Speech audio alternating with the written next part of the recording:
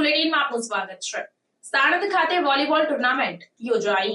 પ્રાપ્ત માહિતી અનુસાર રાજપૂત વિકાસ સંઘ સાણંદ દ્વારા વોલીબોલ ટુર્નામેન્ટનું આયોજન કરવામાં આવ્યું।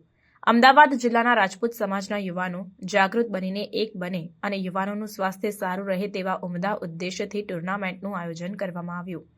સાણંદ સ્ટેટ નેક નામદાર ધ્રુવસિંહજી વાઘેલા મહારાજ સાહેબના હસ્તે ટુર્નામેન્ટનો શુભારંભ કરાયો।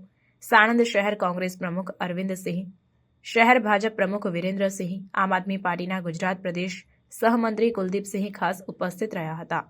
સમગ્ર આયોજનમાં અલગ અલગ કુલ 33 ટીમોએ ભાગ લીધો હતો, જેમાં ધંધુકા બોર્ડિંગ ટીમ વિજેતા અને વિરમગામ ટીમ રનર્સ અપ રહી હતી। રાજપૂત વિકાસ સંઘ પ્રમુખ હરપાલસિંહ, યુવા પાંખના યુવરાજસિંહ તથા મંત્રી શક્તિસિંહ દ્વારા ભારે જહેમત ઉઠાવવામાં આવી હતી। શું આપનું નામ છે? હરપાલસિંહ વાઘેલા, રાજપૂત વિકાસ સંઘ સાણંદના પ્રમુખ। આજે જે આયોજન કરવામાં આવ્યું છે એ બાબતે શું કહેશો?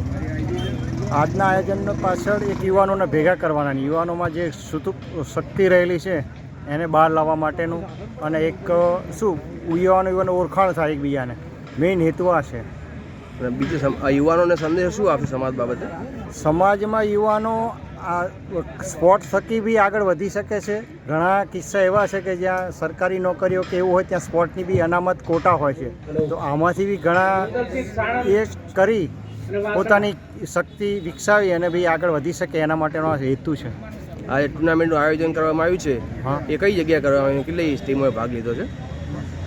આ ટુર્નામેન્ટનું આયોજન સાણંદના દાદાની બેઠક જે એકલિંગજી રોડ કહેવાય એના મેદાનમાં કરવામાં આવ્યું છે। તેમાં 32 ટીમોએ ભાગ લીધો છે।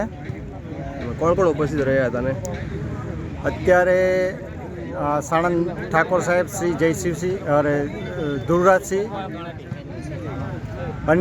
અરવિંદસિંહ ઝાલા શહેર કોંગ્રેસ પ્રમુખ, વિરેન્દ્રસિંહ ઝાલા શહેર ભાજપ પ્રમુખ અને કુલદીપસિંહ વાઘેલા આમ આદમી પાર્ટીમાંથી પ્રદેશ મંત્રી।